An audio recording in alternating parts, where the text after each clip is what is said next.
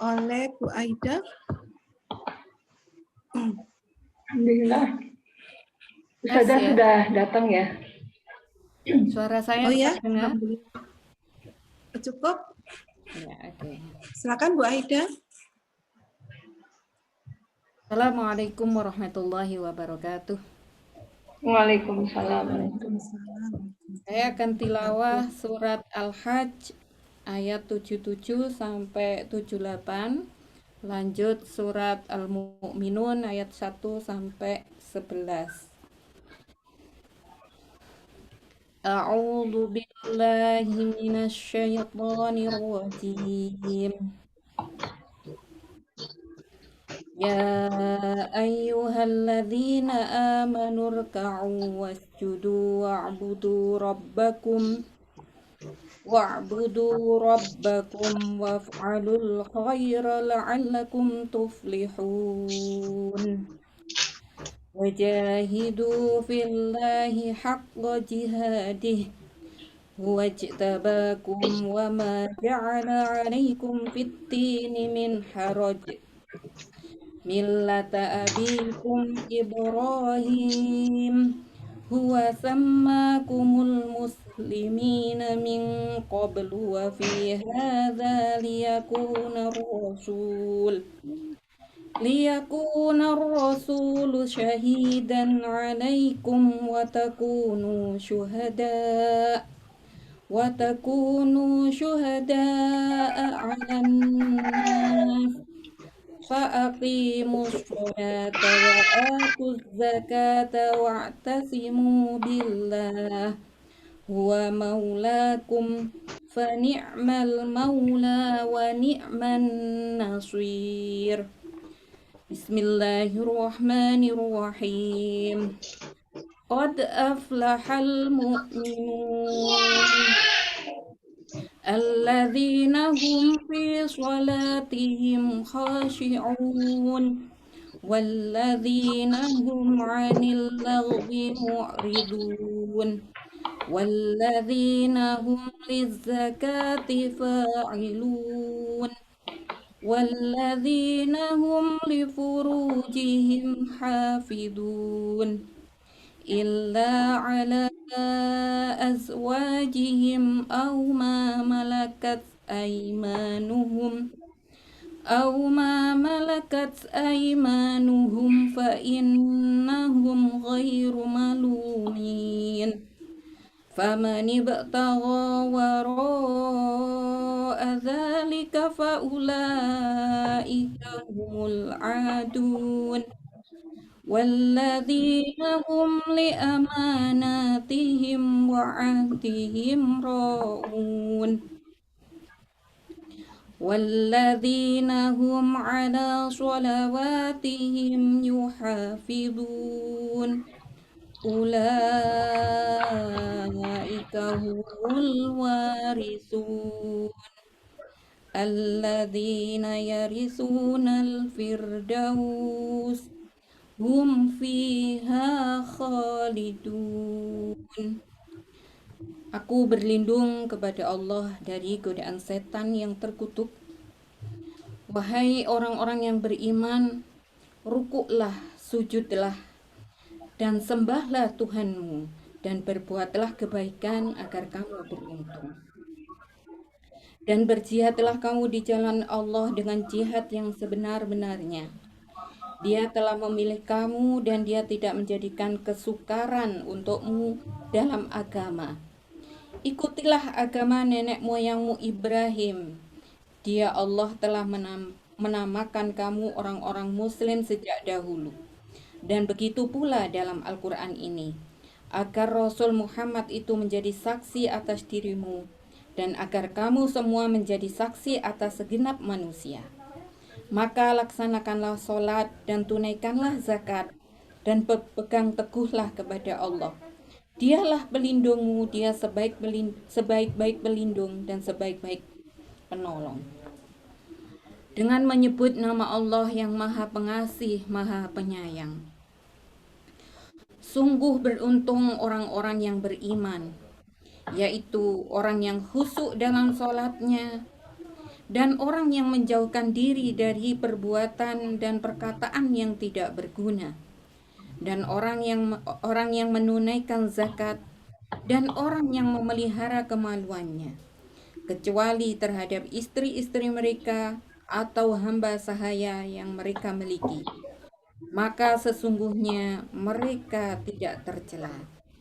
Tetapi barang siapa mencari di balik itu zina dan sebagainya, maka mereka itulah orang-orang yang melampaui batas. Dan sungguh beruntung orang yang memelihara amanah-amanah dari janjinya, serta orang yang memelihara sholatnya. Mereka itulah orang yang akan mewarisi, yakni yang akan mewarisi surga Firdaus. Mereka kekal di dalamnya. Allahumma arhamna bil Qur'an. Udah kah? Nggih, sampun. Udah kan? Oh iya. Matur nuwun Bu Aida. Insyaallah bismillah ya. Ada berkah di dalam bacaan Al-Qur'an yang kita dengarkan tadi bersama. Semoga ini petanda baik bagi kita untuk bisa melaksanakan kajian kita yang diadakan oleh Majelis Taklim Nurul Nuha ya, bisa dilaksanakan secara rutin.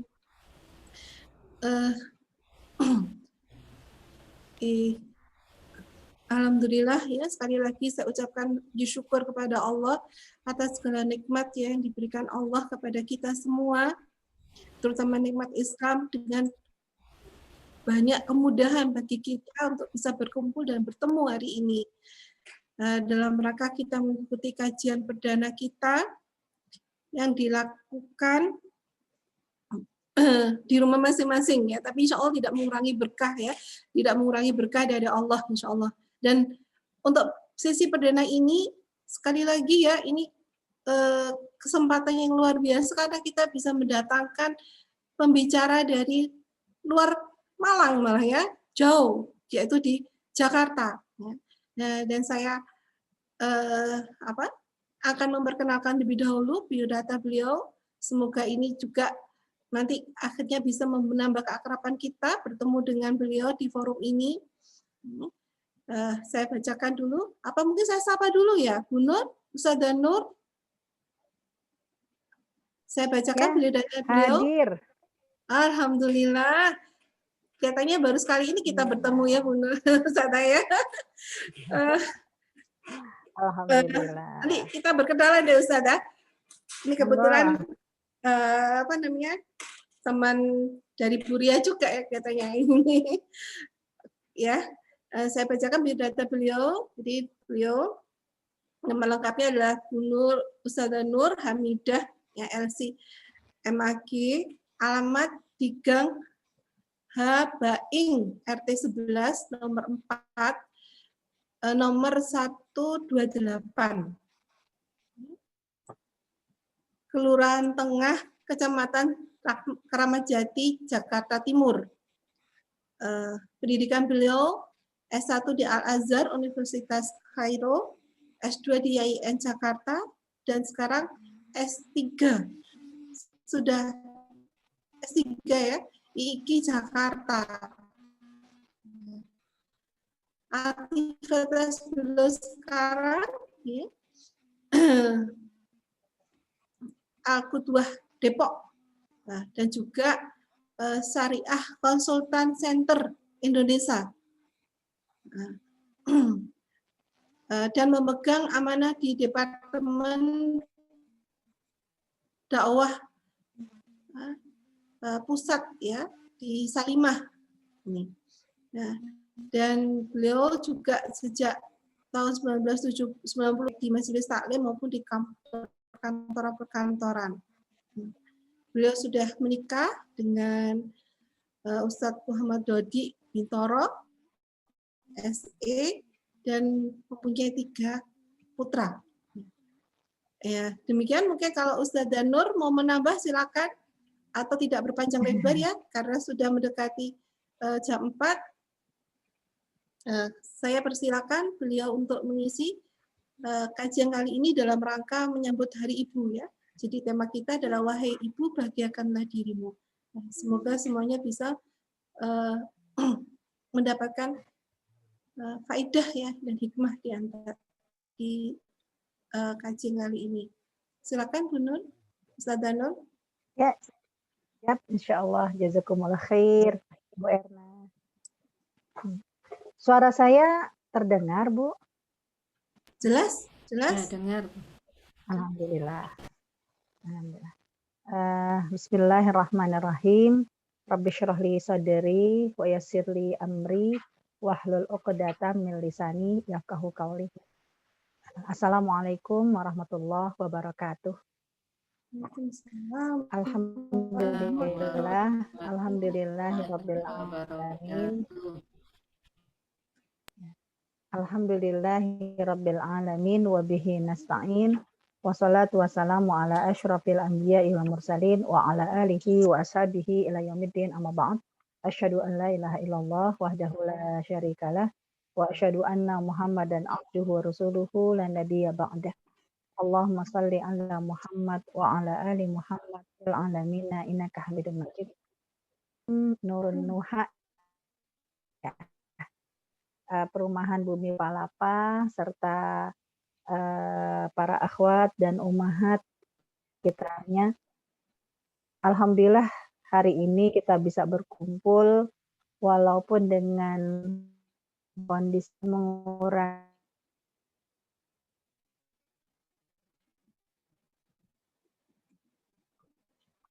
Ya, berharap dengan majelis ilmu ini ada bagian dari ungkapan agar dengan rasa syukur inilah kepada kita lebih banyak nikmat-nikmat yang tak juga salawat dan salam kita sampaikan kepada junjungan kita Nabi Muhammad Shallallahu Alaihi Wasallam.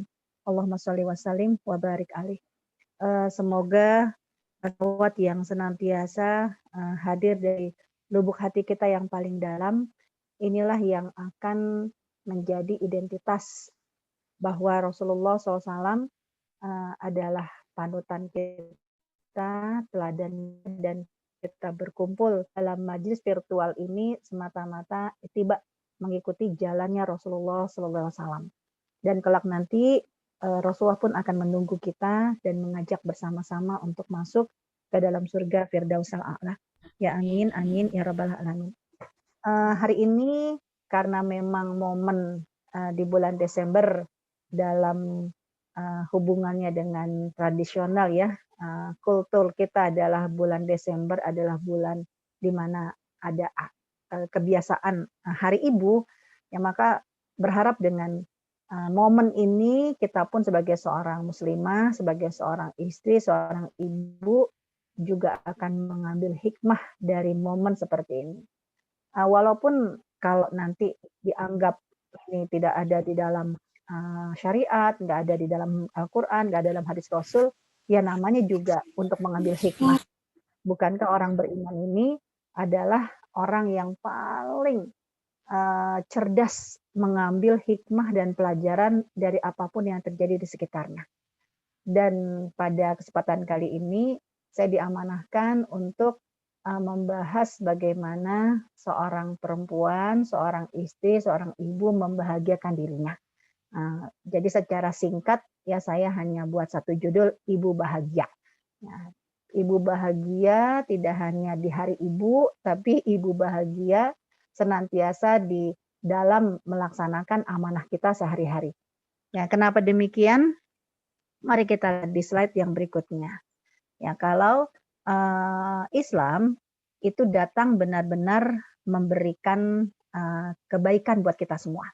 Ya, boleh dibantu next ya, bahwa Islam itu memberikan kebahagiaan buat kita semua.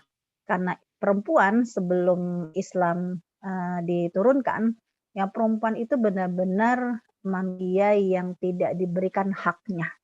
Ya, bahkan kalau ibu-ibu lihat bagaimana di bangsa Arab jahiliyah pada saat itu, kalau seorang istri mau melahirkan, suaminya pun juga sibuk mempersiapkan lubang. Untuk apa? Jika anaknya yang dilahirkan adalah laki-laki, maka anaknya akan dibiarkan hidup karena dianggap sebagai penghormatan bagi keluarga. Tapi kalau anaknya yang dilahirkan dari istrinya adalah perempuan, wah langsung wa idzal mau'udatu su'ilat. Ya, kelak nanti di akhirat itu akan diminta pertanggungjawaban. Kenapa? Karena bayi-bayi perempuan yang dilahirkan dari rahim seorang ibu itu akan dikubur hidup-hidup karena dianggap menjadi aib. Itulah sebelum Islam. Di zaman jahiliyah, juga di Persia, Romawi, itu akan terlihat kultur bagaimana perempuan itu jadi ikon seks. Buktinya apa? Ya, poligami itu kan bukan dilakukan oleh Rasulullah SAW sebagai awal yang memberikan keteladanan. Poligami ini jauh sebelum Rasulullah SAW menjadi nabi, ini sudah tradisi poligami, dan poligaminya tanpa batas. Dan tradisi poligami ini sebelum zaman Rasulullah, kalau kita lihat dari garis Nabi Ibrahim alaihissalam, yaitu dari Nabi Yakub, ya putranya Nabi Ishak alaihissalam. Nah, kalau Nabi Ibrahim kan beristri 2 karena memang perintah Allah Subhanahu wa taala. Nah, tapi ketika Allah menceritakan tentang surat Yusuf, yaitu Nabi Yakub alaihissalam, ya bagaimana Nabi Yakub sudah mulai terlihat potensi ketika seseorang berpoligami tidak dikuatkan dengan ketahanan keluarga, akhirnya apa? Sesama keluarga, sesama anak akan saling bergesekan. Dan itu terlihat antara Nabi Yusuf alaihissalam dengan saudara-saudara yang satu ayah tapi beda ibu. Udah mulai ada gesekan. Ketahanan keluarga ini begitu dipertaruhkan dengan poligami. Dan sampai akhirnya keturunannya dari Bani Israel ya, yaitu Nabi Daud, Nabi Sulaiman. Ini kan diceritakan dalam hadis Rasulullah. Kalau Nabi Sulaiman itu sampai beristri 100. Nah, dan akhirnya ya menjadi tradisi di bangsa Arab, Romawi, Persia yang namanya perempuan itu dinikahi oleh laki-laki, ya tidak hanya laki-laki itu menikahi satu perempuan, tapi poligami pada saat itu unlimited, tanpa batas. Tapi lihat dalam kehidupan Rasulullah SAW, dari garis Nabi Muhammad SAW, ketahanan keluarga, saling menjaga, saling melindungi, fanatisme dalam keluarga itu terlihat. Sebab dari garis Nabi Ismail alaihissalam sudah kelihatan ketahanan keluarga yang begitu dahsyat. Ya, Nabi Ismail alaihissalam begitu sayang dengan orang tuanya, begitu positive thinking dengan orang tuanya, bahkan ketika beristri yang pertama ternyata istrinya itu tidak menjaga aib keluarga, lalu oleh ayahnya diminta untuk diceraikan pun Nabi Ismail sami'na wa ata'na, ya lalu diceraikan sampai akhirnya menikah lagi dengan satu istri yang solihah. Dan ini menjadi karakter bagaimana Nabi Muhammad pun dengan ayahnya Abdullah, dengan kakeknya Abdul Muthalib, ya terlihat dengan karakter keluarga yang saling menjaga, yang saling mencintai. Karena memang dengan beristri satu dengan ketahanan keluarga, ini menjadi soliditas dalam sebuah rumah tangga, sebuah keluarga. Dan itu yang terjadi dengan Rasulullah. Sampai Rasulullah menikah pun dengan Ibunda Khadijah, itu belum jadi nabi, tetap Rasulullah menikah dengan satu istri. Ya sampai Rasulullah menjadi nabi pun, Rasulullah dakwah di Mekah pun, ya Rasulullah tetap beristri satu. Artinya apa?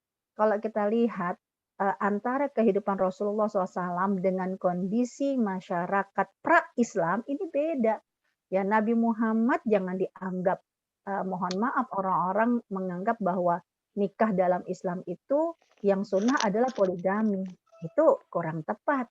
Rasulullah mengajarkan 2. Beristri 1 itu lebih lama, 28 tahun. Sejak Rasulullah usia 25 sampai Rasulullah berusia 53 tahun. Kemudian Allah pun akhirnya menurunkan perintah bahwa Nabi Muhammad harus menjadi contoh, harus jadi teladan. Karena dulu masyarakat dulu pernah melakukan poligami, tapi poligami yang unlimited, poligami yang tidak mengikuti apa yang diinginkan oleh Allah, poligami yang berpotensi kepada kezaliman, poligami yang berpotensi pada ketidakketahanan dalam rumah tangga, maka Allah pun akhirnya menyuruh Rasulullah menjadi pilot project, yaitu poligami. Nah ini ya, sebelum Islam itu poligami unlimited tanpa batas. Juga poligami ini disebabkan karena para laki-laki ingin menguasai harta perempuan. Ya, karena dengan menikahi dari anak-anak yatim yang kaya raya, maka para laki-laki diuntungkan besar ya dengan menguasai harta yang ditinggalkan oleh si anak yatim dari ayahnya. Ya, maka akhirnya apa? Kondisi pada saat itu sebelum Islam diturunkan, perempuan-perempuan banyak menangis. Yang kenapa? Nggak dianggap sebagai manusia, nggak diberikan hak kehormatan, kemudian juga tidak diberikan hak untuk memiliki dan dimiliki ya secara utuh, ya kemudian juga tidak diberikan hak legalitas dalam harta. Itu perempuan-perempuan semua menangis. Itulah zaman pra-Islam, zaman jahiliyah. Ternyata ya suatu saat kemudian para perempuan-perempuan pada saat itu mulai tersenyum bersyukur, alhamdulillah. Kenapa? Karena akhirnya hanya satu-satunya cara yang membuat wanita itu dimuliakan. Tidak ada undang-undang sebelum ini. Persia, Romawi, Mesir, ya bangsa Bani Israel, bangsa Arab itu tidak ada yang menghormati perempuan ya secara legal. Maka begitu turun surat An-Nisa, ya Allah, semua bahagia, semua senang. Nah, kenapa? Karena next yang berikutnya, ya karena dengan turunnya surat An-Nisa, ya mulailah minadz zulumati ilan nur. Ya, Islam mulai mengeluarkan manusia dari kegelapan menuju cahaya terang. Nah, karena bagaimana dengan turunnya surat An-Nisa, ya Islam sudah mulai menghormati seorang wanita.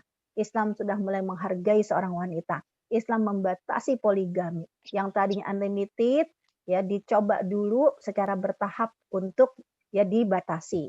Yang pertama 4, kalau memang masih kurang 3, ya karena sesungguhnya poligami ini dimulai bukan dari 1 lalu nambah 2 lalu nambah 3 nambah 4, bukan. Poligami itu dimulai dari unlimited, maka Islam membatasi dari yang banyak itu pilih 4 ya, mohon maaf ya, pilih masna, pilih 2 ya. Kalau ternyata kamu harus memilih 2, mengeliminasi banyak masih ya dianggap kurang, maka pilihlah 3. Yang dieliminasi ya berkurang lagi. Diambil nominasi 3. Kemudian karena dari unlimited, dari banyak, dari 20, 30, 40, 50, disuruh pilih 3, ya Allah. Ini kan bingung mau memilah-milih mana yang mau dieliminasi, mau dinominasi. Akhirnya dikasih negosiasi, silahkan 4. Tapi kalau sudah dibatasi 4, ternyata kamu tetap tidak melakukan ketahanan dalam keluarga, tidak menghormati perempuan, maka langsung dipangkas oleh Allah, fawahidah, maka 1. Maka mulai saat itu ya perempuan-perempuan tuh senang, perempuan tuh bahagia. Ya kenapa? Karena ya sudahlah dihormati sebagai seorang perempuan, legalitas harta sudah mulai diakui, ya bahwa para sahabat yang dulu pernah menikahi para anak-anak yatim yang kaya raya, maka Allah menyuruh untuk wa'atul yatama amwalahum, serahkan harta-harta itu pada anak yatim. Jadi anak yatim itu sudah mulai memiliki harta. Wanita-wanita yang tadinya harus berbagi, ya hari itu cuma 7. Nah kalau dia punya istri lebih dari 7, 10, 20, bagaimana perasaan seorang wanita untuk dimiliki dan memiliki. Tapi begitu ada batasan ini, semua wanita-wanita bahagia, bersyukur. Nah sekarang kondisinya. Jika kalau umat Islam begitu diturunkan surat An-Nisa, merasa terzolimi, merasa nggak nyaman. Kenapa saya bilang seperti ini? Ya karena banyak nih kejadian-kejadian kalau diminta untuk tadabur, tafsir surat An-Nisa. Banyak yang nggak mau, perempuan-perempuan. Enggak jangan surat An-Nisa. Ya, kenapa nggak mau surat An-Nisa? Surat An-Nisa itu banyak membuat perempuan-perempuan menangis. Kenapa menangis? Lihat. Kan tanggal libur nanti digabung hari sekolahnya. Sri super aktif. Nah, ya. Lihat ketika di dalam surat An-Nisa ternyata ayat tentang poligami adanya dalam surat An-Nisa. Ayat tentang warisan adanya dalam surat An-Nisa. Banyak perempuan-perempuan kontemporer pada saat ini itu nggak suka dengan surat An-Nisa karena menganggap surat ini diskriminasi terhadap perempuan. Kalau dia punya pemahaman seperti itu, berarti maaf, dia kembali ke zaman jahiliyah. Karena ketika Al-Quran diturunkan surat An-Nisa, next yang berikutnya, inilah hadiah kemuliaan bagi perempuan. Kemuliaan. Justru kalau kita tidak paham dengan semua ini, berarti kita kembali kepada zaman jahiliyahan. Kenapa sekarang perempuan-perempuan kok banyak yang sedih? Kenapa undang-undangnya tidak menghormati perempuan? Perempuan seperti ikon yang dizolimi, jadi korban KDRT, ya, kemudian juga tidak diakui kepemilikan hartanya. Ya, seakan-akan perempuan itu menjadi nomor 2. Kalau Anda punya pemikiran-pemikiran seperti ini, berarti Anda kembali ke 1400 tahun sebelum Islam diturunkan. Sedangkan bagi seseorang yang ingin bahagia, bagi seorang wanita, bagi seorang perempuan yang ingin bahagia, maka sumber kebahagiaan itu adalah ketika kita memahami bahwa Al-Quran dengan turunnya surat An-Nisa adalah hadiah kemuliaan bagi perempuan. Kenapa demikian? Next kita lihat yang berikutnya. Karena ya Islam itu memanggil kita nih, ya, karena bahagia ini tidak boleh subjektif. Ya, bahagia ini harus objektif. Jangan sampai menganggap ya saya mah happy-happy aja. Loh, kebahagiaan kamu harus kebahagiaan yang hakiki. Jangan kebahagiaan yang semu. Kalau kamu ingin meraih kebahagiaan yang hakiki, maka kamu harus tahu ya sumber yang kamu akan mendapatkan kebahagiaan itu. Di manakah sumber itu? Kebahagiaan itu itulah Al-Qur'an. Masih yang sebelumnya? Yang next ya? Ini tunggu. Next. Nah, ini dia. Ya. Kenapa kok kita diminta untuk meraih sumber kebahagiaan itu dari Al-Qur'an? Ya, dan pilot project-nya adalah surat An-Nisa. Islam memanggil wanita dengan 3 panggilan. Ya, secara umum. Ada Islam memanggil kita dengan panggilan al-unsa. Contoh surat Al-Hujurat surat 49 ayat ke-13. Yaitu ketika Allah berfirman, A'udzubillahi minasyaitonirrajim, Bismillahirrahmanirrahim. Ya ayyuhan nas, inna khalaqnakum min dzakari wa unsa.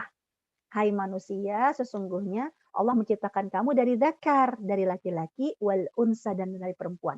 Loh, kalau memang Allah memanggil kita dengan panggilan al-unsa di ayat ini, maksudnya apa? Apa yang diinginkan oleh Allah ketika kita dipanggil dengan al-unsa? Karena setiap panggilan ada maksudnya. Kemudian yang berikutnya, Allah juga memanggil kita terkadang nih dengan panggilan al-mar'ah atau imro'ah.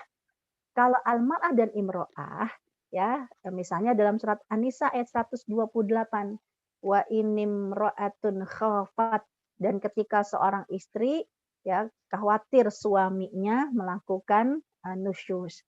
Berarti kalau Allah panggil kita al-mar'ah, panggil kata al-imro'ah, berkaitan dengan masalah status kita sebagai seorang istri dan seorang ibu. Ya, sedangkan kalau al-unsa berarti ketika Allah menyapa kita dengan makhluk yang Allah ciptakan dengan jenis kelamin perempuan. Ya. Sedangkan kenapa nama suratnya bukan suratul unsa? Kenapa nama suratnya bukan suratul mar'ah? Kenapa sumber kebahagiaan kita para perempuan dari sejak diturunkannya surat An-Nisa sampai akhir zaman ternyata dengan satu surat yang bernama surat An-Nisa yang artinya perempuan. Apa bedanya wanita dan perempuan? Kenapa kok nama suratnya bukan suratul unsa, bukan suratul mar'ah, tapi surat An-Nisa? Kita lihat next yang berikutnya. Nah, karena kalau Islam memanggil kita dengan panggilan al-unsa, berarti ayat-ayat yang ada tentang al-unsa adalah ayat-ayat yang berkaitan dengan organ perempuan. Ya, organ perempuan. Laki-laki disebut dengan dzakar. Berarti siapakah laki-laki? Mereka yang Allah ciptakan. Next slide yang berikutnya. Mereka yang Allah ciptakan dengan bentuk dzakar. Dan kita tahu yang namanya dzakar itu bentuknya seperti apa. Sedangkan kapankah seseorang disebut dengan perempuan? Ketika bentuk kelaminnya Allah ciptakan dengan al-unsa. Apa itu al-unsa? Miss V, vagina. Kalau memang disebut dengan vagina, berarti ayat ini berkaitan dengan fungsi reproduksi manusia. Ya. Jangan ngaku kamu laki-laki, jangan ngaku kamu seorang suami, jangan ngaku kamu seorang seorang istri. Tengok dulu punyanya apa.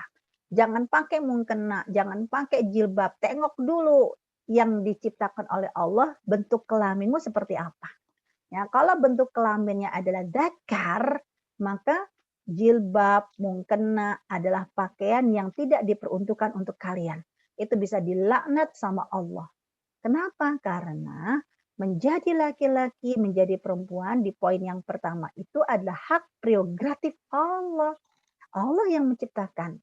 Ya, lillahi mulkus samawati wal ard, ada dalam surat Asy-Syura. Milik Allah kerajaan langit dan bumi. Terserah Allah mau menjadikan seorang laki-laki, terserah Allah menjadikan dia perempuan. Laki-laki dan perempuan dilihat dari ya jenis kelaminnya, bentuk kelaminnya. Kalau bentuk kelaminnya vagina, berarti dia disiapkan oleh Allah untuk reproduksi.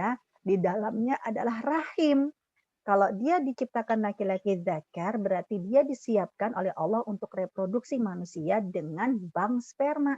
Dan ini tidak bisa society, ya, kehidupan sosial yang pilihan kita. Tapi ini adalah hak prerogatif Allah.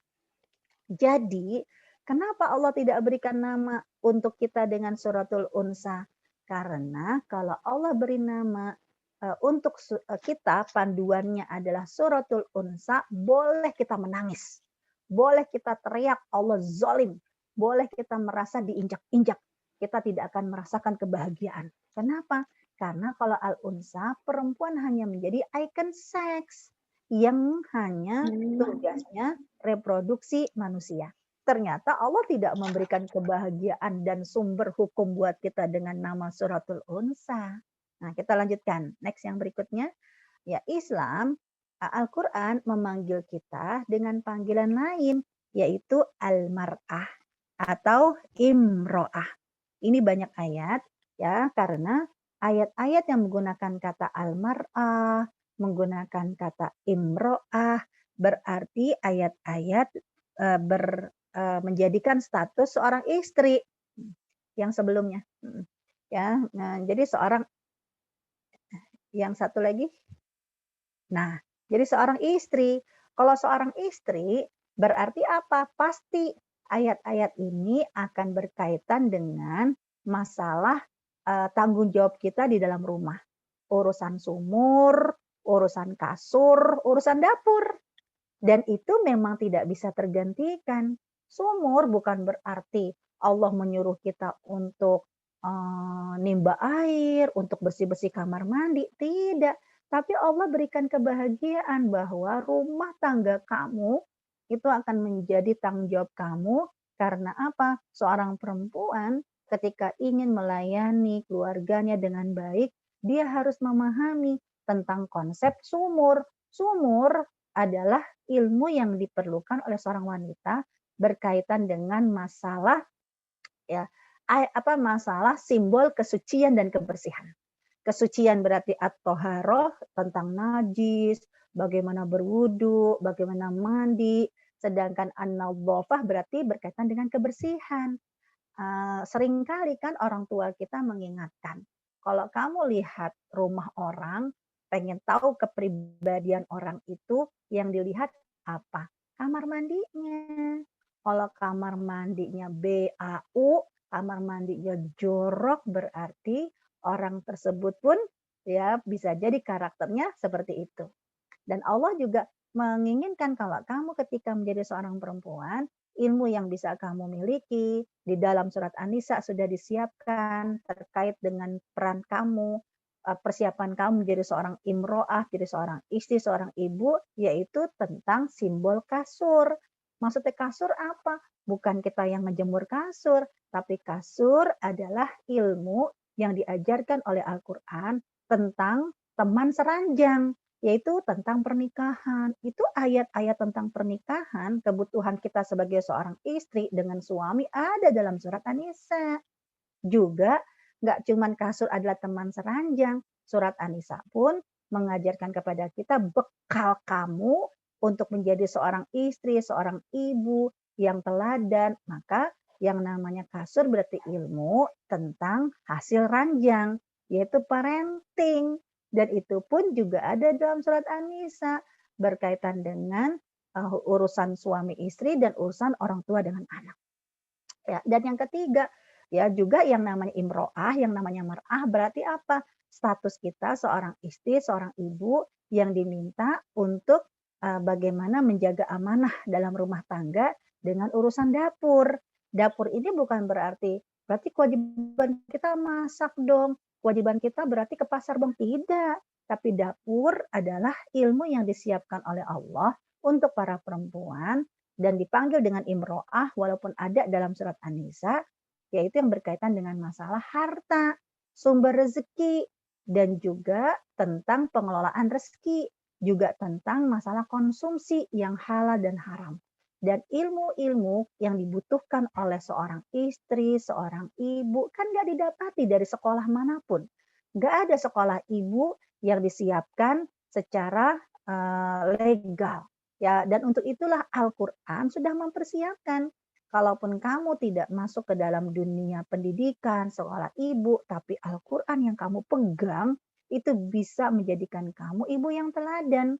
Karena cari aja di Al-Quran ketika memanggil kita dengan panggilan imro'ah, panggilan al-mar'ah.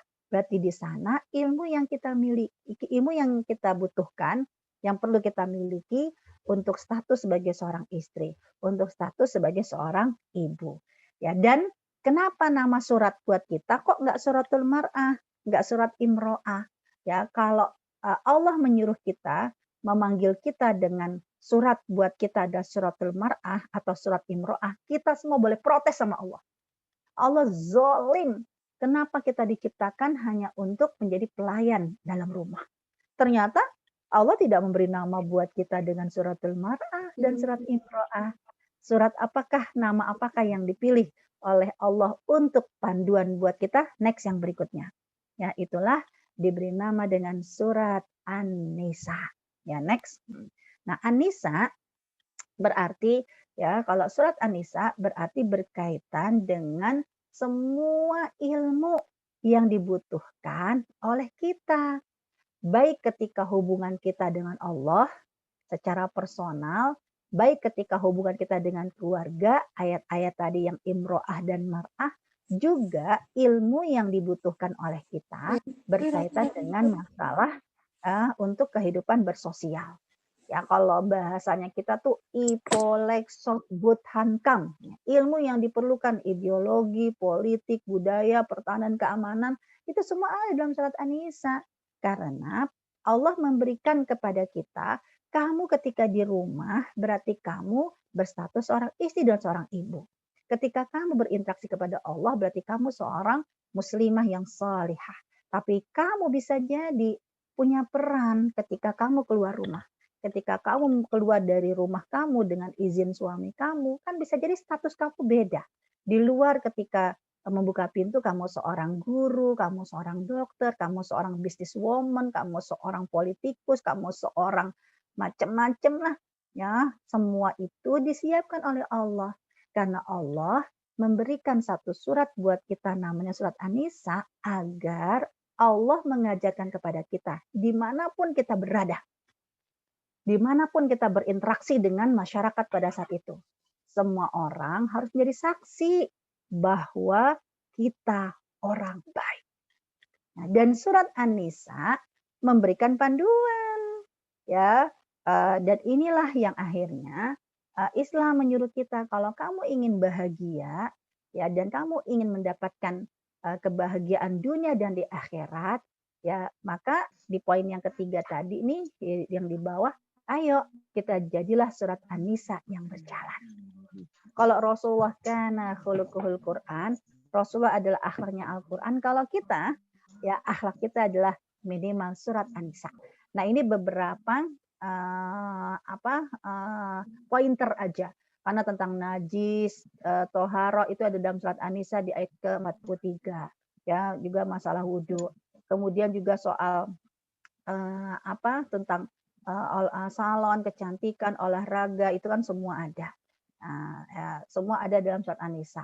Juga soal dapur, ya ini berkaitan dengan masalah harta, bagaimana pengelolaannya, bahwa legalitas harta bisa jadi seorang perempuan dapat dari istri, dapat dari suaminya, dapat dari bekerja dalam surat An-Nisa 32 itu juga semua ada.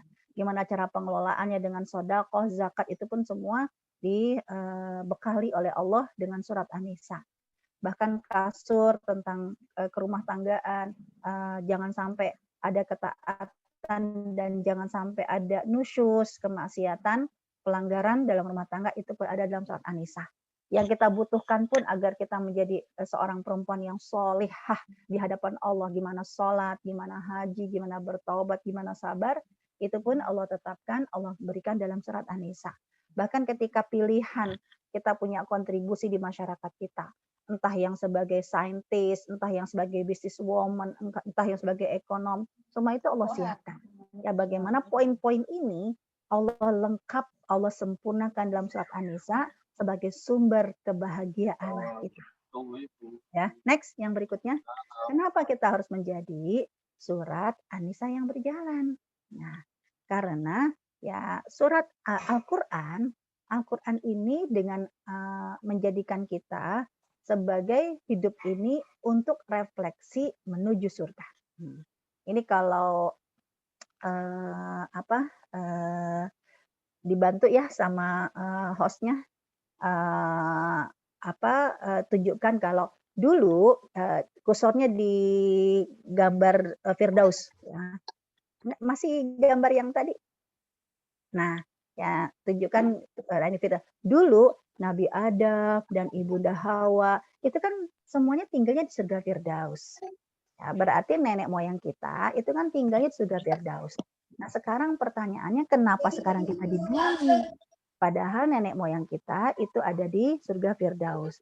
Kenapa sekarang kita di bumi? Nah, kita tahu ceritanya ya, intinya adalah Allah menjadikan kita sebagai khalifah di muka bumi. Tapi jangan lupa bahwa bumi yang sekarang kita tempati ini, bumi yang ada yang namanya Malang, ada yang namanya Jakarta, ada yang namanya Surabaya, ada yang namanya Eropa, ada yang namanya Timur Tengah.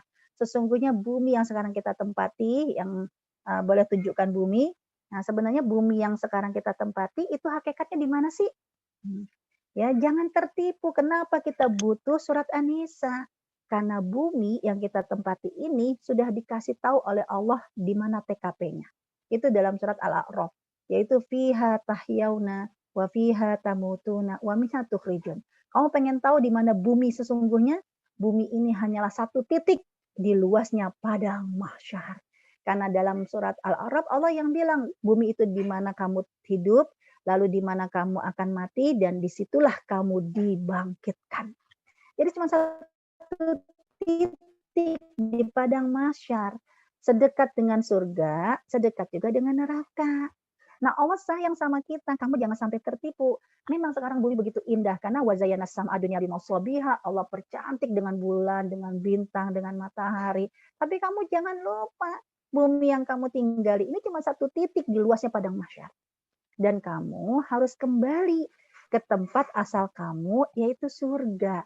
Dan nggak tanggung-tanggung, bukan surga biasa, tapi surga Firdausal A'la, surga Firdaus.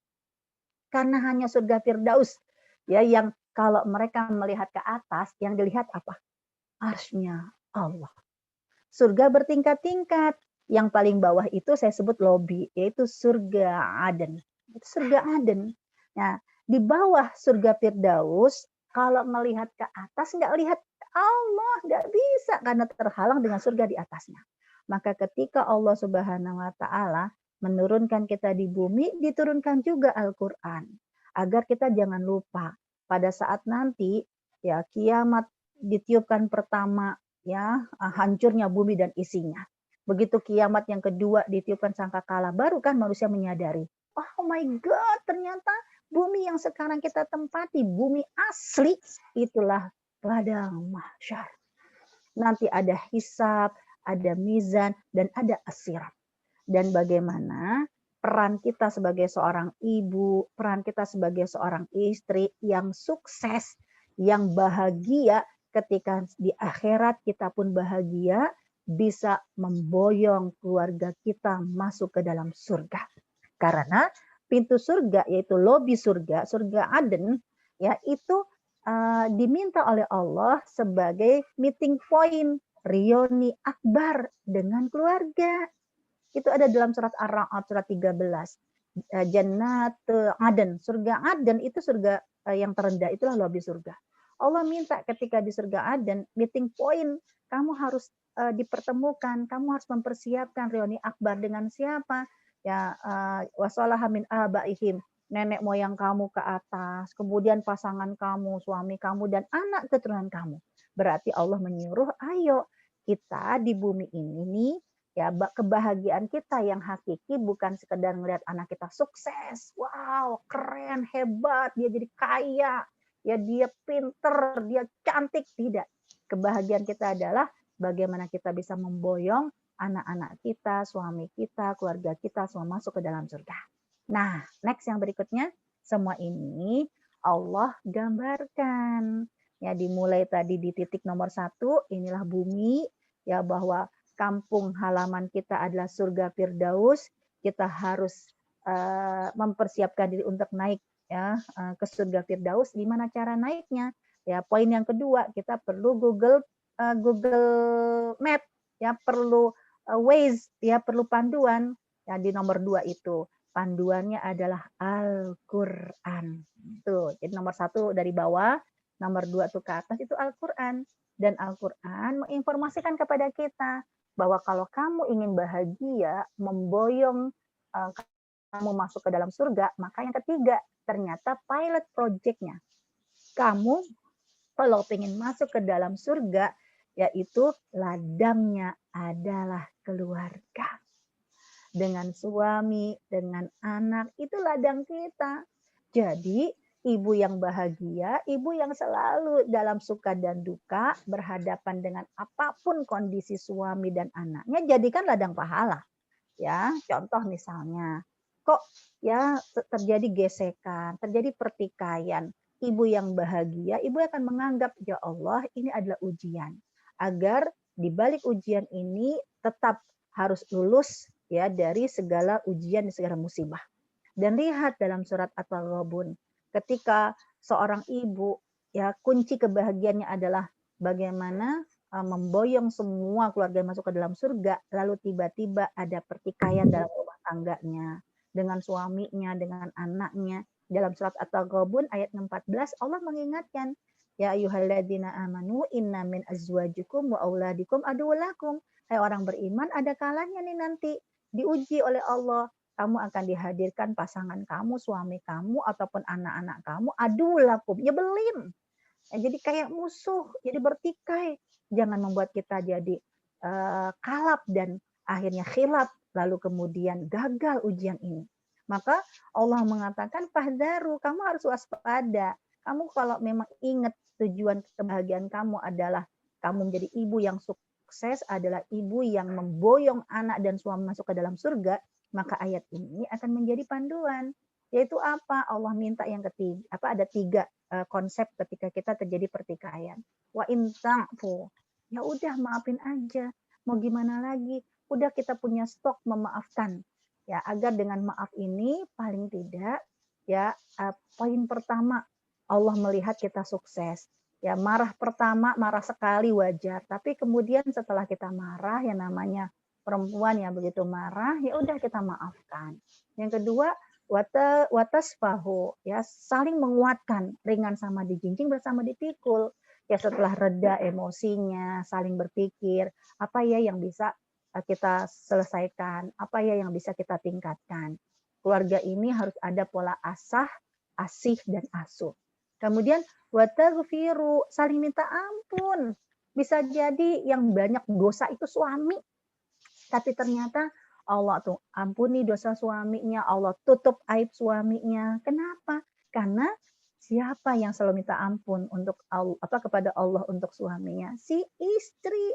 Istrinya selalu berdoa minta ampun tidak hanya untuk dosanya, Rabbana zalamna anfusana. Ini kan Nabi Adam dan Ibunda Hawa yang beristighfar berdua.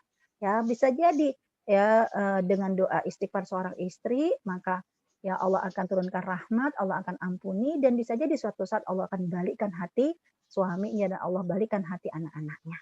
Ada stok memaafkan, ada stok asah, asih, asuh, dan juga ada stok beristighfar kepada Allah, tidak hanya dosa kita, tapi dosa orang-orang yang kita cintai. Maka kalau kita sudah memiliki 3 poin ini bahwa keluarga ladang kebaikan, ya naik ke 4. Nah, ada pilot project-nya. Kalau pilot project-nya apa? Kamu kepengen masuk surga Aden kan, bareng-bareng sama keluarga kamu, maka ada 4 poin di situ. Dalam surat At-Taubah itu ayat ke-70 dan 71. Wal mu'minuna wal mu'minat, mu'min laki-laki dan mu'min perempuan, harus ada proyek yang disepakati. Yaitu apa? Ya'muruna bil ma'ruf wa yanhauna 'anil munkar. Di rumah ini, ayo dibangun kebahagiaan kita ketika di rumah ini walaupun ada dinamika, saling bertikai, tapi harmonis. Akan ada amar ma'ruf nahi mungkar. Kemudian apa? Juga wa yuqimunas shalah. Kekuatan rumah kita adalah kekuatan sholat. Ya, sholat itu bagaimana dibangun untuk selalu berjamaah. Dibangun untuk saling menguatkan, bukan masa bodoh. Terserah lo mau sholat kek, enggak kek, yang penting ya udah diingetin, terserah dosa masing-masing. Tidak. Seorang istri, seorang ibu yang kepingin bahagia, dia nggak akan tega melihat suami dan anak-anaknya terbakar di api neraka gara-gara soal sholat. Dia akan berusaha, mau tiap hari itu musiknya, Mas bangun, Bang bangun, Kakak bangun. Itu mah bagian dari ini rasa cinta. Karena apa? Karena sholat itu adalah pilot project yang harus dibangun dalam rumah ini. Kemudian juga wa yu'tuna zakat. Ya, kedermawanan itu dibangun di dalam rumah tangga kita. Dan juga wa yuti'unallah wa rasulah. Kalau ini sudah disiapkan di dalam rumah tangga kita, maka kebahagiaan kita ya tujuan yang kelima. Itu ya Allah akan mempersiapkan sebagai Jannatu Aden, itu akan masuk surga, paling tidak surga dasar dulu, lobi surga dulu, karena nanti begitu semua sudah meeting point ketemu di surga Aden, baru ya akan fastabiqul khairat. Akan ada yang naik dengan amalan yang mulia, dan Allah tidak membiarkan naik sendirian, Allah akan menyuruh untuk seperti menarik serabut, ya naik semua. Ketika seorang istri berdoa tidak sekedar masuk surga saja, tapi kepingin masuk surga Firdaus A'la. Maka ketika istri masuk surga Firdaus A'la, Allah nggak akan membiarkan kamu sendirian. Ya, kamu nggak boleh jomblo. Kamu bisa membawa ya suaminya, anak-anaknya untuk ya bersama-sama masuk ke dalam surga. Next, yang berikutnya. Nah, tapi Allah ingatkan ya dalam lemahmu, ya kita tuh punya kelemahan. Ya biar bagaimanapun kita punya keinginan tangan kiri menggendong anak, tangan kanan menggenggam, mengguncang dunia. Itu visi dan misi kita, tapi tetap kita punya kelemahan. Ya, lemahnya apa? Fisik. Ya kita kalau udah capek-capek, ya terlalu berat, itu kan kita cepet capeknya. Entar masuk angin, entar ya pusing, tapi Allah pun memberikan sebuah kebahagiaan. Ingat loh, di balik lemahmu ada kekuatan yang sangat dahsyat. Yaitu apa? Lisanmu. Sebab bukankah kita kalau makin capek, ya mulut kan makin nyaring. Ya, kita udah capek, sore ini udah capek banget. Nah itu bisa jadi mulutnya nyaring. Ya, nah, ini di balik lemahnya kita harus memanfaatkan kekuatan dahsyat lisannya kita. Kenapa demikian? Ya, ingat nasib anak-anak kita. Ya, nasib masa depan mereka itu tergantung dari lisan kita. Sekarang kalimat itu tidak hanya lisan. Boleh dibantu next. Sekarang kalimat itu tidak hanya berupa lisan, tapi kalimat itu juga yang tertulis. Kayak Al-Quran. Al-Quran kan firman Allah. Ya, dia menjadi bacaan ketika diucapkan, dia menjadi tulisan, ya mushaf ketika ditulis. Juga ingat nasib anak kita, nasib generasi ini tergantung dari kalimat kita yang terucap dengan lisan ataupun yang tertulis dengan tulisan. Kenapa demikian? Next yang berikutnya. Karena Allah mengingatkan. Ini banyak kisah, banyak kasus. Kenapa kok terjadi maling kundang jadi perahu? Ya kenapa kasus Alqomah susah banget matinya mengucapkan kalimat la ilaha illallah? Ya kenapa kok ucapan seorang ibu ya begitu dahsyat? Ya, nah Allah mengingatkan kalau kenapa seorang ibu? Karena tadi ibu tuh makin lemah, ibu makin disakiti, bisa jadi fisik udah nggak bisa ngapa-ngapain, tapi mulutnya nyaring. Nah Allah mengingatkan setiap lisan kita yang terucap maupun yang tertulis itu dijaga oleh 6 penjuru malaikat. Jadi kalau kita lagi kesel, kan kadang lagi PJJ ya, capek, kemarin-marin mah anak sekolah full day school enak, berangkat pagi diantar, pulang sore dijemput, udah beres, udah bisa baca, udah bisa ngaji, udah pandai sholat, ya pokoknya udah pinter. Kenapa? Karena kita bermitra dengan guru, ya dengan sekolah. Nah sekarang mau full day ke, mau pesantren ke, kadang kan kembali ke rumah. Hari-hari 24 jam di rumah. Dan mau nggak mau kan pelajaran PJJ dengan gadget. Nah jangan sampai ibu kan bingung ngebedain ini anak lagi belajar dengan gadget atau lagi nonton atau lagi main game. Kan kadang kita nggak tahu. Cuman kok aduh ini anak main gadget mulu. Jangan sampai keselnya ibu akhirnya apa? Merubah nasib anak itu. Ketika ibu mengatakan, kamu sih main gadget melulu, makanya bodoh kamu tuh. Akhirnya apa? Nasib anak itu jadi bodoh beneran. Apa ibu punya anak perempuan? Ya Allah, kamu Nduk, kamu Neng, kamu Jeng, kamu Yu, kok kamu tuh kok kayak begini, makan tidur, males banget, bebenah, males mandi, ya males beres-beres. Gimana nanti kamu punya rumah? Gimana nanti kamu punya jodoh? Ya kalau kayak begini caranya, akhirnya apa? Ngucapinnya sekarang. Tapi 10 tahun kemudian, 20 tahun kemudian, 30 tahun kemudian, kenapa anak gadis kita nggak punya jodoh? Bisa jadi jodoh itu terhalang gara-gara apa? Gara-gara ucapan lisan seorang ibu. Nah, kenapa dahsyat lisan seorang ibu? Saya pernah punya teman di akhir Desember ini. Ya, dia pernah bilang sama saya, udah lama, wah udah mau Desember ya. Kenapa? Saya punya target yang belum terpenuhi. Wah, tadinya hati saya mah kagum. Masya Allah, dia punya target yang tidak terpenuhi. Nggak cuman kantor, nggak cuman perusahaan, nggak cuman sekolah yang punya evaluasi target. Ternyata personal pun dia sampai memikirkan target mana yang tidak terpenuhi. Akhirnya saya mengajukan jempol, apresiasi lah. Lalu saya tanya, target apa yang belum dipenuhi? Merit, ya kan? Nikah. Dah, saya langsung mati gaya deh. Karena mau ngomong apa, ya usianya sama kayak saya, ya kasihan banget belum dapat jodoh. Saya diam. Tapi saya akhirnya berani mengatakan ketika apa alasannya saya berani mengatakan kebaikan kepada dia. Karena dia cuma bilang begini, yang mungkin emang jodoh gue di surga kali ya. Hah? Saya bilang, sejak kapan kamu ngomong kayak begitu? Jodoh kamu di surga. Ya habis, jangan nggak datang-datang yang di dunia. Mungkin pangeran gue di surga kali. Saya bilang, sejak kapan kamu ngomong kayak begitu? Sejak 10 tahun yang lalu, sejak 20 tahun yang lalu, sejak 30 tahun yang lalu. Pantes. Jodoh kamu nggak pernah datang. Kenapa? Karena ini masih dunia. Ini belum surga. Ya kan just kidding. Jangan cuma sekedar canda doang. Ingat. Setiap ucapan kita, jangan sampai bahagianya kita akhirnya menghancurkan masa depan anak kita. 10 tahun yang kemudian, 20 tahun kemudian. Kenapa? Karena setiap ucapan kita itu dijaga oleh 6 penjuru malaikat. yang masing-masing beda tugasnya. Ya, pertama surat surat Qaf ya ayat ke-17 dan 18. Itulah malaikat yang di kanan dan di kiri, yaitu mayal fidu illa ladaihi raqibun atid. Malaikat raqib dan malaikat atid. Apa sih tugasnya malaikat raqib dan malaikat atid? Tugasnya itu hanya mencatat. Ketika ibunya mengatakan, kamu sih main gadget mulu, bodoh kamu sih jadi perempuan malas banget, jauh jodoh nanti kamu. Malaikat nyatet, ibu ini mengatakan kepada anaknya bla bla bla bla.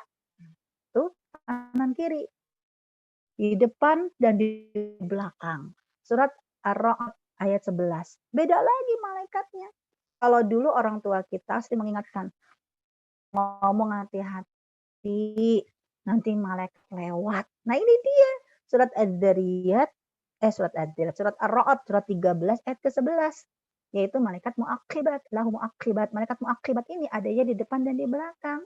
Dia hanya menunggu perintah Allah. Kapan pintulah terbuka, itulah waktu menjadi berubahnya sebuah takdir. Karena malaikat ini ketika langit terbuka hanya mengatakan amin. Setiap kata-kata yang ada pada saat itu akan diaminkan dan diangkat menjadi sebuah doa merubah takdir. Pas ibunya lagi ngomong kayak begitu, kamu sih yang nggak pernah denger adzan, ya budak puting kamu gitu kan. Amin. Anak ini budak beneran, hanya tidak pernah bisa mendengar adzan yang berkumandang. Nah, juga ada lagi ya di surat Az-Zariyat surat 51 ayat ke-22 dan 23. Siapa malaikatnya? Yang di atas dan di bawah. Malaikat Mikail. Karena Allah menyuruh dalam ayat ke-22 surat Az-Zariyat, di langit ada apa? Di langit itu nggak cuma ada bintang, ada bulan. Di langit itu ada malaikat Mikail bersama dengan tim yang tugasnya apa? Malaikat itu ya, waktu sama iris kukum hanya untuk menurunkan rezeki, hanya untuk menurunkan janji dari Allah Subhanahu wa taala ke kita, ke bumi. Nah, itu ada malaikat. Ternyata malaikat Mikail bersama dengan tim akan menurunkan rezeki, akan menurunkan janji dari Allah di ayat ke-23 ya seperti apa? Ya mitlama annakum tamtikun wa rabbis sama'i wal ard. Demi Tuhan langit dan Tuhan bumi ya bahwa semua janji Allah itu pasti terjadi mitlama annakum tamtikun persis seperti apa yang kalian ucapkan. Jadi kebahagiaan kita harus mendesain 10, 20, 30, ratusan ribu bahwa kebahagiaan ini akan kita berikan untuk anak kita dengan ucapan kita sekarang. Ya, dan juga jangan remehkan sebuah doa. Karena kalau takdir disimpan di Lauhil Mahfuz, tapi kalau doa disimpan dalam genggaman Allah. Ya, untuk itulah next yang berikutnya, ada kalanya nih baru nyesel sekarang. Ya Allah, baru kemarin kesel sama anak, ya, baru marah-marah, baru aja dia ngomong kayak begitu. Gimana nih malaikat bisa nggak dihapus? Kalau malaikat Raqib dan Atid enak jejak. Dia bisa menghapus karena malaikat Raqib dan Atid tugasnya catat, kemudian menghapus, kemudian juga kembali dia nyatet, delete dan undo.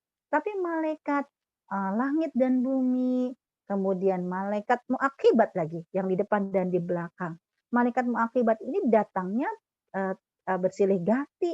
Jadi yang mengaminkan 20 tahun yang lalu tidak akan datang hari ini. Yang mengaminkan hari ini tidak akan datang di hari esok. Terus gimana ya Allah? Kepingin kita ngerubah ya, padahal bisa jadi kita tadi belum tahu, kita salah ngomong, abis itu kesel, ini nggak dijaga, udah niat sih nggak kepengen ngomong macem-macem, tapi karena dipancing emosinya, udah lagi capek, lagi pusing, bapaknya kayak begitu, anaknya begini, kan kesel gitu kan, udah terlanjur ngomong. Kalau udah terlanjur ngomong, maka yang kita tuh bingung, malaikat Raqib dan Atid mungkin bisa menghapus, tapi malaikat yang ada di langit dan di bumi gimana cara menyampaikannya? Ya, kemudian apalagi malaikat muakibat yang datangnya silih berganti.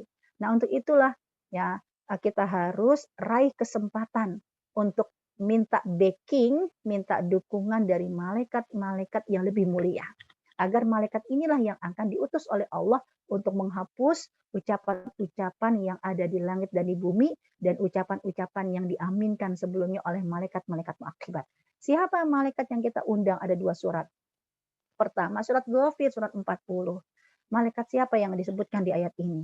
Ya, walladzina yahmilunal arsh. Malaikat-malaikat yang ada di ring VVIP karena dia ada di arsy-nya Allah. Dan malaikat ini tugasnya apa? Hanya sabbihuna bihamdi rabbihim wa yastaghfiruna. Tugasnya hanya meminta tasbih kepada Allah ya dan memuji Allah Subhanahu wa taala. Tapi Allah Subhanahu wa taala menyuruh malaikat ini punya koneksi langsung. Seperti apa koneksi langsungnya? Bisa dibuka next yang berikutnya. Nah, yaitu ya malaikat penjaga arsy. Ya, malaikat penjaga arsy ini ya dia punya koneksi langsung ketika ada di bumi ada orang-orang yang seperti kita, seorang ibu, astagfirullahaladzim, ya Allah, banyak salah pantesan, anaknya bandel banget, ya habis bolak-balik ibu bilang, nah kamu tuh bandel banget sih, jangan ya berkali-kali dia diucapkan kata bandel, maka anak ini akan bandel beneran. Nah, ketika kita merasa bersalah, ternyata lalu astagfirullahaladzim. Karena merasa bersalah aja itu anugerah. Ya, karena dengan merasa bersalah menjadi anugerah yang akhirnya apa? Kita kan bertobat. Nah, pada saat kita bertobat, wattaba'u sabilak, lalu kita menghujani dengan kata-kata yang baik. Setiap ingat anak kita, langsung hujani dengan kata-kata yang baik. Nah, kamu akan menjadi laki-laki yang saleh, kamu akan menjadi pemuda yang tangguh, kamu akan menjadi pemuda yang dicintai sama Allah, pemuda yang akan terus dihujani. Setiap ngelihat handphone, ingat kata-kata buruk pada anak kita, dihujani dengan kata yang baik. Nah, kalau 3 ini kita lakukan, kita merasa bersalah, lalu kita bertobat, dan kita menghujani dengan kata-kata yang baik, malaikat yang ada di arsy diminta oleh Allah Subhanahu wa taala untuk punya koneksi langsung dengan kita. Untuk mendoakan kita. Mendoakan tidak hanya untuk kita. Kalau di ayat yang ke-7 doanya buat kita, di ayat ke-8 doanya buat siapa? Buat ya ke atas, ke samping, dan ke bawah. Apa kata malaikat? Ya Allah, jangan cuma dia yang dimasukkan ke dalam surga. Juga masukkan bersamanya adalah nenek moyangnya, kemudian pasangannya, dan anak keturunannya. Ayat ke-9, ini menghapus kesan-kesan buruk yang ada di malaikat, ya di arsy malaikat yang lain. Yaitu apa? Waqihimus sayyiat. Ya Allah, lindungilah mereka dari segala keburukan-keburukan, juga keburukan di dunia, faqad rahimtah. Nah, ini kita harus melakukan 3 hal ini. Kemudian siapa lagi yang kita undang? Karena bisa jadi sekian kali kita mengucapkan kata-kata yang buruk dan kita ingin merubah semua itu. Karena kebahagiaan kita adalah ketika kita melihat anak-anak kita, keturunan kita semuanya sukses dunia dan akhirat. Dan surat Al-Baqarah ayat 222 yang kita undang, siapa lagi? Malaikat Jibril. Kok bisa malaikat Jibril diundang padahal ayat ini tentang haid? Nah, ini kan surat Al-Baqarah 222 tentang haid. Yas'alunaka anil mahid. Ya, tentang wanita haid. Bukankah dikala wanita yang haid, orang banyak menganggap gara-gara nggak sholat, itu kan suka marah-marah. Ya, suka marah-marah, dan gara-gara marah-marah potensi dosa. Dan ternyata bisa didekati sama setan. Namun dalam surat Al-Baqarah ayat 222 ini Allah Subhanahu wa taala mengajarkan kepada kita, walaupun kamu dalam kondisi haid, kamu punya kekuatan yang sangat dahsyat. Ya, kamu raih cintanya Allah. Gimana cara meraih cintanya Allah padahal kita lagi haid, apalagi lagi nggak haid, lagi suci. Di dalam ayat ini Allah Subhanahu wa taala menyebutkan yaitu innallaha yuhibbut tawwabin. Allah mencintai orang-orang yang bertaubat. Taubat lagi, merasa bersalah, ya Allah. Pantes kalau lagi nih suami sama anak-anak itu disuruh maklum. Udahlah, mamahmu lagi haid, mamahmu lagi bete, mamahmu lagi marah-marah, jangan dideketin.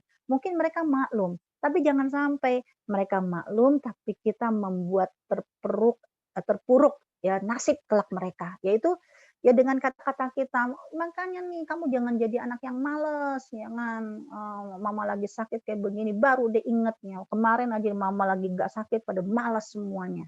Jangan ya, kita sadar ya Allah kita punya banyak dosa ya dan kita beristighfar kepada Allah.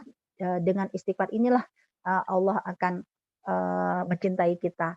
Dan kemudian siapa yang dipanggil oleh Allah? Malaikat Jibril. Karena dalam sebuah hadis Rasulullah SAW menyebutkan kalau Allah sudah mencintai seseorang, siapa yang dipanggil? Malaikat Jibril. Kenapa malaikat Jibril yang dipanggil? Karena malaikat Jibril tugasnya menyampaikan wahyu. Untuk Nabi udah selesai. Tapi menyampaikan message risalah dari Allah untuk semua malaikat-malaikat yang ada di sekitarnya. Jadi men-share informasi itulah malaikat Jibril.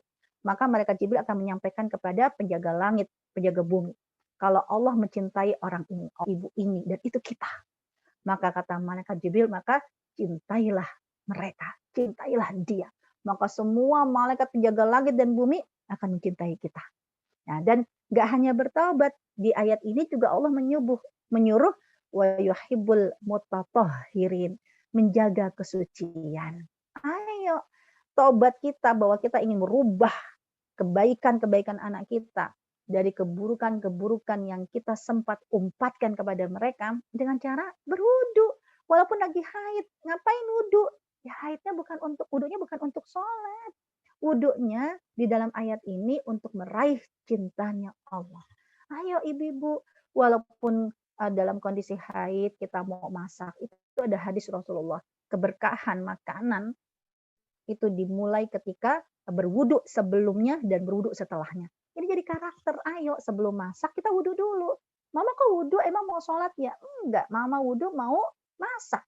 Kenapa Umi wudu? Karena mau masak, karena Umi menginginkan agar setiap masakan yang kita masak ini akan menjadi keberkahan darah daging buat anak-anak kita. Kita hanya bisa mengawal ini karena kita nggak pernah tahu ketika anak kita sudah dewasa, anak itu jauh dari kita, gimana cara mengawal mereka? Ya. Maka cara mengawal mereka adalah ya dengan wudhu kita, karena dengan wudhu kita untuk masak, maka makanan yang kita masak sebelum masak dengan berwudhu itu akan menjadi keberkahan yang menjadi darah daging. Nah, yang terakhir ya ibu-ibu sekalian ya yang dirahmati oleh Allah Subhanahu wa taala, sekarang tinggal kita. Kitalah yang menentukan masa depan anak-anak kita, masa depan generasi ini ya tergantung dari pilihan Anda. Pilihan kita mau melindungi mereka atau membinasakan mereka. Karena para ulama menyebutkan almar'atu imadul bilad, wanita itu tiang negeri, tiang negara. Kalau wanitanya baik, kokoh negeri ini. Tapi kalau wanitanya buruk, hancur negeri ini. Dan bismillah ya momen Hari Ibu ini ya kita tidak hanya sebagai hari bahagia karena anak-anak kita menyiapkan hadiah untuk kita, tapi kita hadiahkan untuk mereka dengan doa-doa dan kata-kata kita yang akan mendesain kebaikan dan masa depan mereka yang menjadi kebahagiaan dunia dan akhirat. Wallahu a'lam bishawab. Ya moga-moga bermanfaat. Akhirul kalam. Assalamualaikum warahmatullahi wabarakatuh.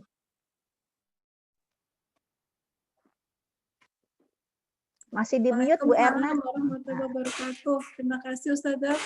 Materi yang sangat menarik. Saya kira dengan melihat komen-komen kita semua bisa menyadari ya ternyata Masya Allah gitu ya.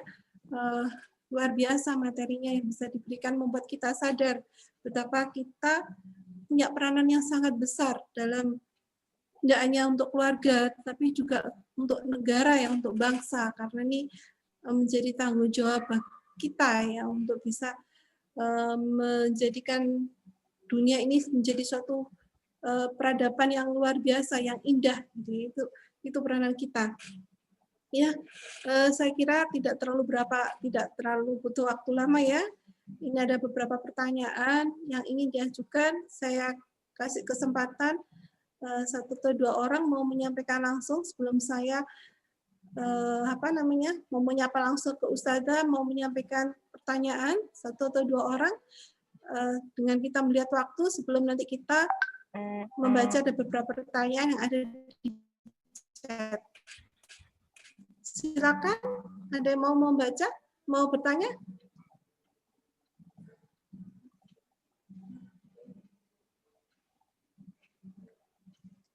Belum ada?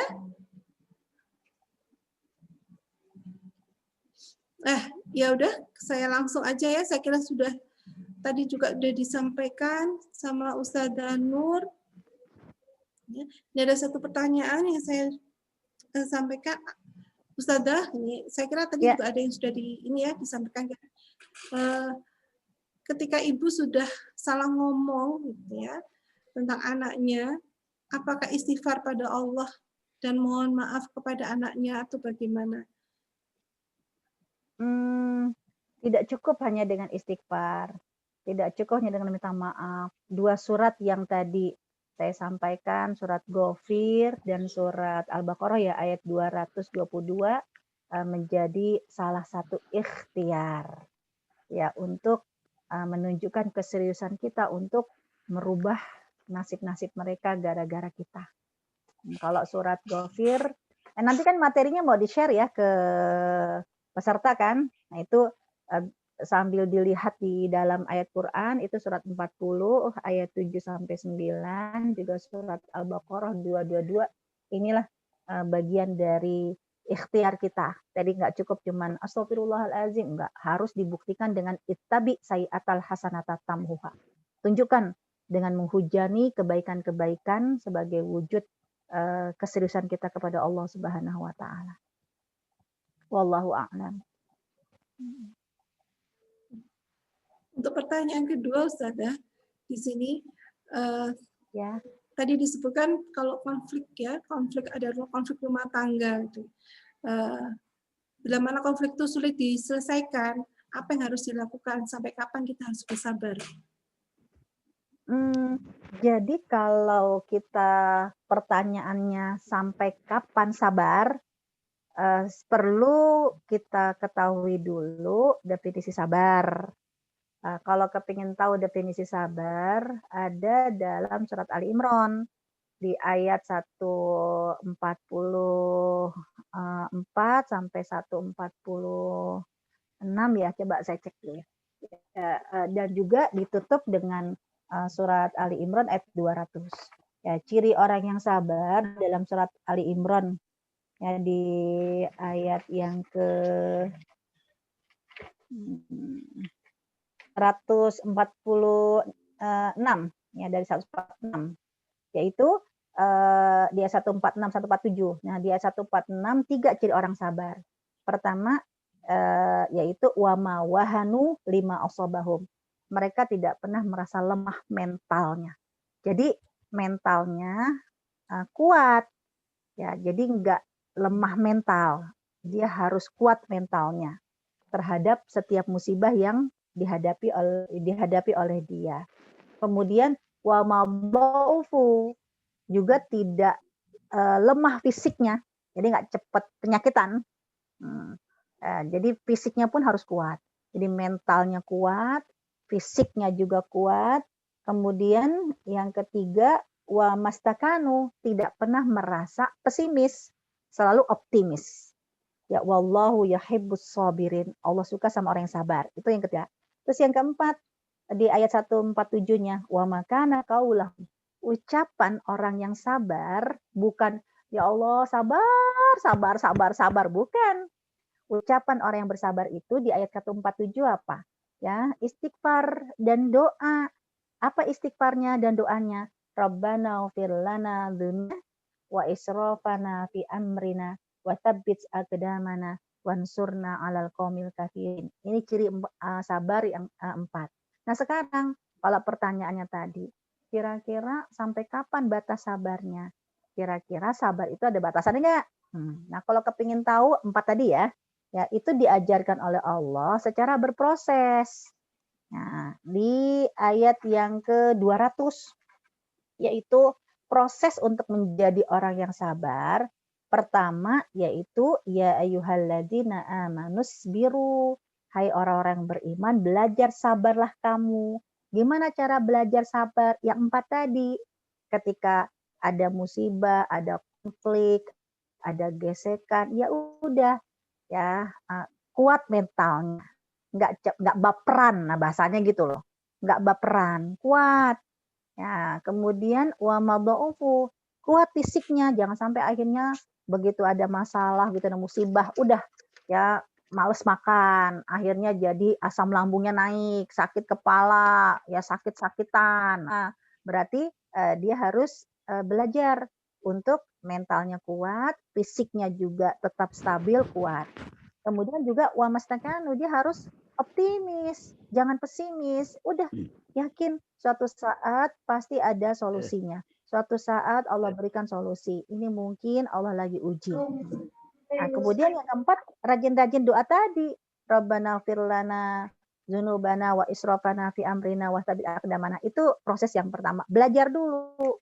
Namanya juga belajar, berarti kan jatuh bangun. Nah, itulah Allah mengatakan cobaan. Berarti banyak. Kalau sedikit namanya cobain. Ya, makanya terus bolak-balik. Nah, yang kedua apa? Masih surat Ali Imran ayat 200.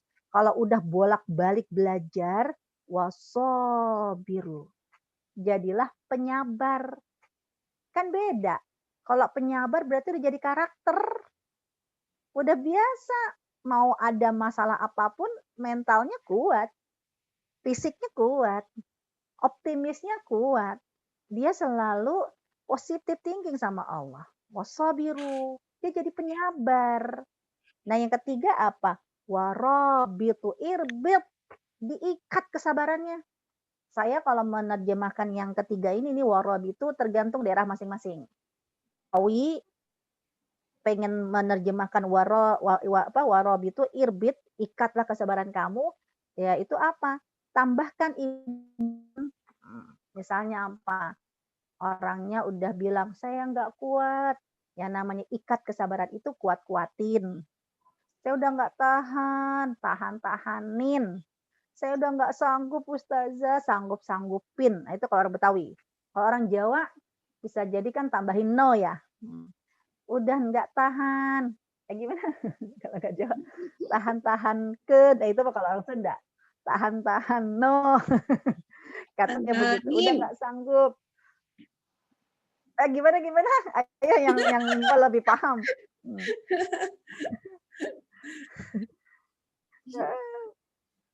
Gimana ya Bu Erna? Sabar no. Udah nggak sanggup. Nah, Ya itu udah, berarti Ustazah. apa? Pertanyaan berikutnya Paham Ustazah yang kan? ingat Nah, aku ini. Ya, boleh. Ini mungkin yang berkaitan dulu ya. Bagaimana dengan orang tua yang bicara kasar ya. Jadi orang tuanya ini Ustazah yang tidak paham. Terus anaknya yang paham. Ini bagaimana ini caranya? Jadi dengan kesalahan kecil itu sudah langsung lah gitu kan. Padahal kita itu anaknya itu kepingin yang baik, tapi kok orang tuanya yang ngucapin kok kata-kata gini nih, termasuk nggak? Nah, ya ketika orang tua yang mengatakan seperti itu, kemudian anaknya memahami, disinilah letak berarti ujian bukan kepada orang tua, ujian kepada anak. Maka anak inilah yang selalu berpositif thinking, dengan rasa cinta mengatakan kepada si orang tua ya untuk memperbaiki kata-kata itu. Ya, artinya apa? Dampingi orang tua. Kalau kita sudah mendampingi, kita sudah mengingatkan, kita sudah menguatkan, ternyata dia masih mengatakan hal-hal yang sama, berarti sekarang tinggal kuat-kuatan doa. Tinggal kuat-kuatan doa antara anak sama orang tua. Mohon maaf Ustazah, kalau misalnya anaknya masih kecil, belum ngerti begitu. Aduh. Yang dimaksud ini sepertinya anak kecil ini. Oh, berarti apa? Tetangganya, temennya yang harus ngingetin. Ya, kenapa? Karena itu tadi, ya nasib anak itu ya kita kan malaikat itu nggak pernah konfirmasi ini perempuan lagi doain atau lagi ngumpat atau lagi marah-marah. Ya beda. malaikat Raqib dan Atid hanya mencatat, tidak pernah konfirmasi. Ya, malaikat muaqibat juga tidak konfirmasi. Ya, dia hanya menunggu kapan momen pintu langit terbuka. Karena malaikat ini tidak pernah. Nah, sekarang kalau anaknya sudah paham, gimana caranya? Anaknya itu berikhtiar untuk tidak memicu emosi ibunya. Kan ibu begitu gara-gara emosi. Jadi memang ini peran kita itu tidak hanya sekedar kita terhadap anak, kita terhadap suami, tapi kita juga peran kita terhadap masyarakat. Kalau kita mendapatkan hal-hal yang tidak sesuai seperti itu, jadi ibu yang kita lihat kok memarahi anaknya dengan tidak pantas, misalnya, itu berarti posisi kita di situ tuh harus mengingatkan gitu ya Ustazah ya. Iya betul. Itulah yang mengingat kayak kemarin jadi, kan pandemi ini posisi kita. Iya betul. Iya lanjut. Iya betul.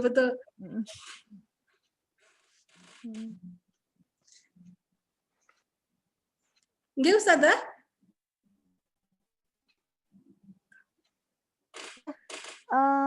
Ada lagi? Ya ini tentang bagaimana hukumnya pemimpin wanita, pemimpin perempuan ya. Terus kemudian juga yang berkaitan juga bagaimana dengan posisi wanita ya yang meminta cerai, itu apakah masih mendapatkan rahmat Allah ya, karena ini itu ya. Ya. Pemimpin itu kan macam-macam ya. Yang dilarang. Jadi wanita menjadi pemimpin tidak semuanya diharamkan. Wanita kapankah diharamkan menjadi pemimpin? Ya ketika dia pertama dalam keluarga merubah status ya sebagai seorang istri yang memimpin suami. Nah, ini kan bisa potensi melakukan nusyus, melakukan kedurhakaan. Karena apa? Biasanya nih tipe-tipe wanita yang kayak begini, tipe-tipe yang menganggap kayak rumah tangga seperti pasar. Abang punya uang, abang disayang. Abang nggak punya uang, abang ditendang. Nih kalau merubah kepemimpinan dalam rumah tangga. Terus yang kedua, yang dilarang di dalam Islam, di dalam hadis Rasul, kepemimpinan yang seperti apa? Ketika memimpin sebuah negeri. Ya, sebuah kekhalifahan. Itu yang dilarang. Karena dalam Islam, siapa yang menjadi pemimpin negeri, dialah yang menjadi imam sholat. Adapun pemimpin secara aspek sosial, aspek ekonomi, silahkan kembali kepada kemaslahatan dan izin suaminya. Begitu. Kalau yang tadi yang kedua Ustazah, yang kemudian meminta cerai tanpa alasan begitu. Ya. Yang namanya perceraian ada pelaku, ada korban. Nah, siapakah yang menjadi pelaku? Dialah yang akan diminta pertanggungjawaban oleh Allah Subhanahu wa taala. Nah, sekarang bisa jadi ketika seorang suami nih menceraikan istrinya, ya Allah tahu siapa yang menjadi pelaku, siapa yang menjadi korban. Karena ada kalanya suami menceraikan istrinya karena ya istrinya melakukan kesalahan, ya, istrinya melakukan kemaksiatan yang tidak maka ketika suami menceraikan si istri bukan berarti suami yang bersalah, ya bisa jadi karena solusi satu-satunya adalah bercerai. Tapi ketika perceraian antara suami istri pasti ada pelaku ataupun korban. Hal yang sama ketika khulu, si istri menggugat cerai.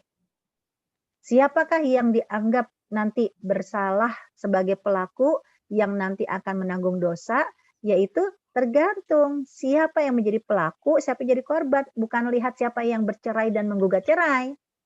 Karena banyak istri yang menggugat cerai bukan karena istrinya sebagai pelaku, istri sebagai korban.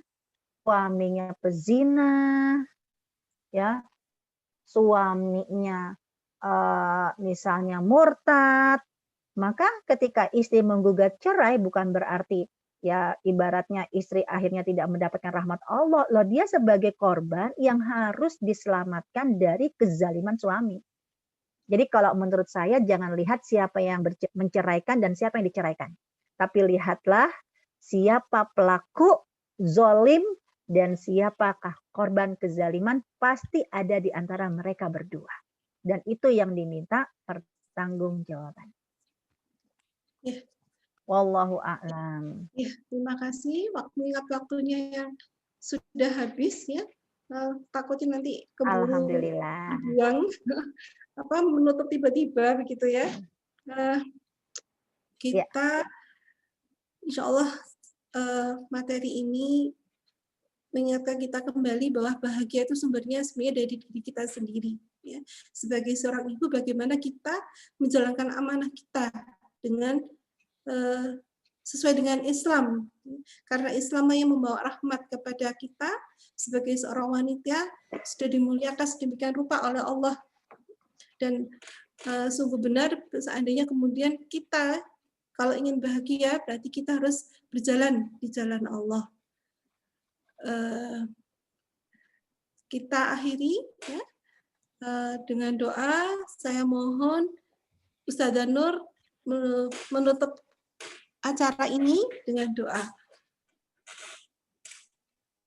Ya, ibu-ibu sekalian, kita menyadari bahwa betapa banyak dosa-dosa yang kita lakukan dengan lisan kita, dengan mata kita, dengan hati kita, dengan telinga kita, dengan tangan kita. Dan kita berharap pada sore hari ini Allah Subhanahu wa taala akan menggugurkan dosa-dosa kita. Allah Subhanahu wa taala akan memudahkan kita, menguatkan kita menjadi seorang istri yang sholihah, ibu yang sholihah, yang selalu memberikan kebaikan, mengawal kebaikan tidak hanya untuk anak kita tapi juga dengan anak peradaban, anak negeri bangsa ini. Sehingga dari kitalah bismillah negeri ini akan kokoh. Ba'da pandemi, negeri ini akan menjadi negeri yang baldatun, thayyibatun, warabun ghafur. Ila hadhihin niyah wa kullu niyatin sholihah al-Fatihah. A'udzu billahi minasyaitonir rajim. Bismillahirrahmanirrahim. Alhamdulillahi rabbil alamin arrahmanir rahim maliki yaumiddin. Iyyaka na'budu wa iyyaka nasta'in. Ihdinas siratal mustaqim. Siratal ladzina an'amta 'alaihim ghairil maghdubi 'alaihim waladdallin. Amin. Ya Rabbana lakal hamdu kama yanbaghi li jalali wajhikal karim wa 'azimi sultanik. Radina billahi rabba wa bil islami dina wa bi Muhammadin nabiyina wa rasulah. Rabbana auzi'na an nashkura ni'mataka allati an'amta 'alaina wa 'ala walidina wa an na'mala shalihan tarda wa aslih lana fi dhurriyyatina tubna ilaik wa inna minal muslimin. Rabbana hab lana min azwajina wa dzurriyyatina qurrata a'yun waj'alna lil muttaqina imama. Rabbana atina fid dunya hasanah wa fil akhirati hasanah wa qina adzabannar wa qina adzabannar. Allahumma arinal haqqa haqqan warzuqna tiba'ah wa arinal batila batila warzuqna jinabah. Wa sallallahu ala sayyidina Muhammad walhamdulillahi rabbil alamin. Dari saya cukup sekian. Assalamualaikum warahmatullahi wabarakatuh. Waalaikumsalam warahmatullahi wabarakatuh. Alhamdulillah kita selesai dengan doa. Semoga di suatu kesempatan kita bisa bertemu kembali. Mohon maaf dari kami, panitia, bila mana ada sesuatu kekhilafan. Assalamualaikum warahmatullahi wabarakatuh. Waalaikumsalam warahmatullahi wabarakatuh.